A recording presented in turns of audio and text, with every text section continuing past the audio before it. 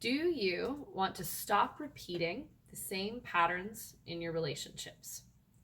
Could you benefit from a deeper level of trust in your ability to find fulfilling, soul deep, heart centered intimacy? If not, then blessings, friend. This video is not for you. If you could, though, give me just a few minutes to share with you what I've discovered are the 3 biggest mistakes that survivors of domestic and sexual violence make that keep them from finding confidence, clarity, and heart-centered intimacy. I know what these mistakes are because I made them. And I know that if you eliminate these 3 mistakes, then you can, like me, step out of painful patterns around relationships that didn't start with you, but with generations and generations of story about men, women, sexuality, how we're supposed to relate into a powerful, heart-centered love for yourself that will invite the partner you deserve into your life. And if you stick with me, at the end of this video, I'm going to give you a gift to help you on that journey for free. So, if you're still here, that means, like me, you've walked through hell in this life. Maybe the hardest part of my story is when my son's father rearranged the plates in my skull because I told him that I didn't want to have sex. Maybe it's the 6 months I kept waking up to him inside of me and he would hold me down until he was finished. Maybe it's the first time he went to jail for blackening my eye and choking me. But that is the end of that story, not the beginning. And I can't tell you where it started. The truth is, it wasn't with me. Maybe it was when soldiers claiming to be fulfilling God's will burned medicine women and tribal leaders at the stake, calling them witches. Maybe it was when we shifted from matriarchal teachings to patriarchal ones. But somewhere between then and now, I chose to come here to this planet and to take on this crap in my family's lineage so that I could stop it in its tracks.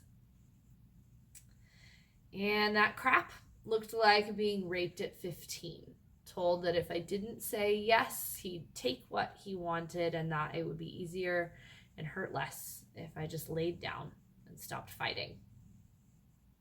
It looked like being run off the road by an 18-wheeler 2 days before my 19th birthday, ejected from my vehicle, care flighted to the hospital, only to wake up to another patient sexually assaulting me in my hospital bed. It looked like my mother telling me that he was a dementia patient and it wasn't his fault, that if I pressed charges, his family would have to look at him through glass for the rest of his life and that he wouldn't understand what happened.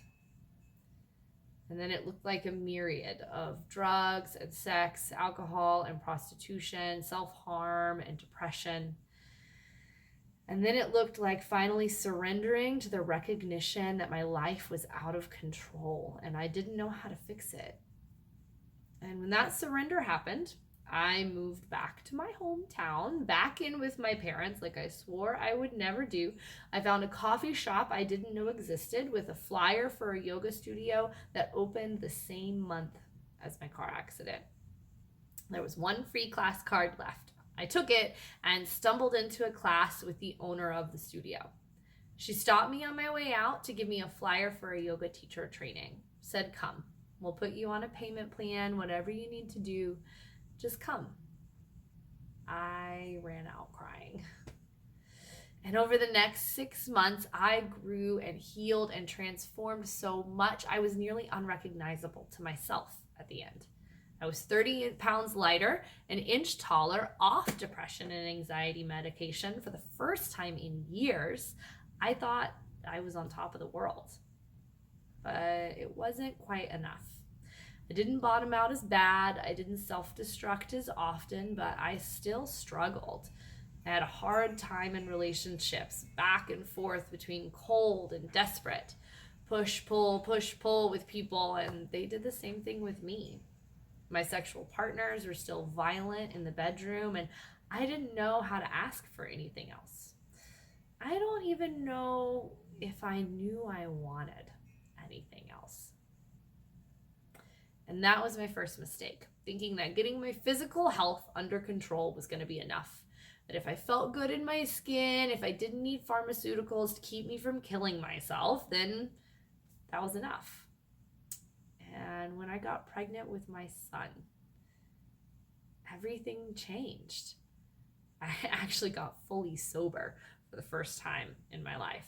I went on a powerful and deep inner journey. I started seeing the things that needed to be eliminated from my life, and I started listening.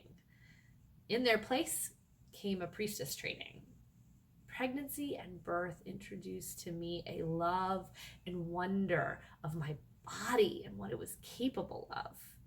When I actually fell in love with my physical body, I began learning my curves and my stretch marks and seeing every inch of me as beautiful and on purpose. Then I was able to leave behind much of the fear and anxiety. I found more confidence and clarity around myself and what I wanted and needed in life. I started pushing my partner to keep up. Either he couldn't or he didn't want to, probably both. I just expanded so quickly. I found a new purpose, helping survivors of domestic and sexual violence find yoga, and it was full steam ahead. Reiki 1 and 2 attunements for me and my son, starting a nonprofit, a mentor, a second yoga teacher training. By the end of that training, I knew I had to leave him. I packed and took off while he was at work, leaving a note and taking a very small portion of the savings he had in cash. Everything was still in his name. I had no financial control.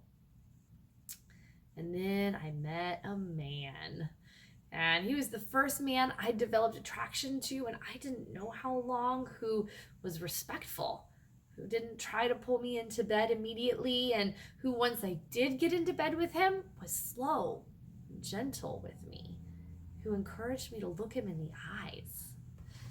I started breaking through even more, processing my shit around the masculine, my anger, fear, blame, hatred, finding trust and love again there. And that's when I hit that second mistake. I decided it was all about that man. I started trying to mold my vision of the future into something that he would fit into. He was the end all be all, and I would do whatever I had to see him. He lived 3 states away. When he started exhibiting some of the push, pull, biting behaviors of my ex, I was heartbroken. And then I realized it was about me, not him. I had found love for my body, and that had given me confidence. But when I found love for my masculine, when I remembered that everything I'd lived through, that I'd chosen, was on purpose, and that I was perfect, I was able to fall in love with my life exactly as it was. And once I fell in love with me, my life, my choices, exactly how I was, granted, life was still not perfect. I had a house fire earlier in the year, lost everything my son and I owned about 2 months after his father assaulted me for the final time. But once I fell in love with me, right where I was able to open my eyes and see that my perfect partner was right there already. I found deep, heart-centered intimacy. I found a man who was exactly what I wanted and needed, who was ready to join me on this adventure of a life that Spirit has given me, and who is willing to walk with me through the triggers and the bits of pain that are left. Once you fall in love with your body, and once you see your path and your place on it as perfect, your life will completely change. But those two things are no easy task. And the third mistake that I made was not having a mentor who truly understood my journey and that had no attachment to me showing up in any particular way. You do not have to do this alone. It is a million times harder trying to walk with a blindfold through the obstacle course of trigger that is healing from domestic and sexual violence. There is no one right way to feel about what happened, and there's no one right way to come out of it. There is only you and your path. And once again, I know because I've been where you are today or somewhere really close to it. I'm doing this work because I know that there are people like me all over the world who are ready to walk away from this pain and stand in their personal power and claim the confidence, clarity, and heart-centered intimacy that they want and deserve. And that path is easier with someone who can hold the lantern for you, offer you their arm for support, and hand you the tools you need to figure out where you're still holding on to those old ways of being. And if you've made it all the way to the end of this video watching today, it means that you are ready to step into this next chapter of your life. It means that you know that this stuff didn't start with you, but damn it, it's gonna end with you. It means that you know that future generations, the entire planet, is counting on you to fall in love with yourself so that you can live your fully inspired, heart-centered life and create the intimacy and clarity that you want and deserve. This is your date with destiny. So, in order to get you one step closer, I'm going to give you a free introductory coaching session with me to see if you're really prepared to take the big leap into that confident, clear, heart-centered life. I can promise you 3 things. We'll create a clear vision of what you want for yourself in your life. We'll uncover hidden patterns that are holding you back from that vision, and you'll leave re-energized and ready to do this work, falling in love with yourself in your life. So click the link and register for this free phone conversation with me by putting in the code I am ready. All caps, all one word, I am ready. I cannot wait to hear your voice and to get a chance to help you move from pain to power and find the life you know you have waiting on the other side.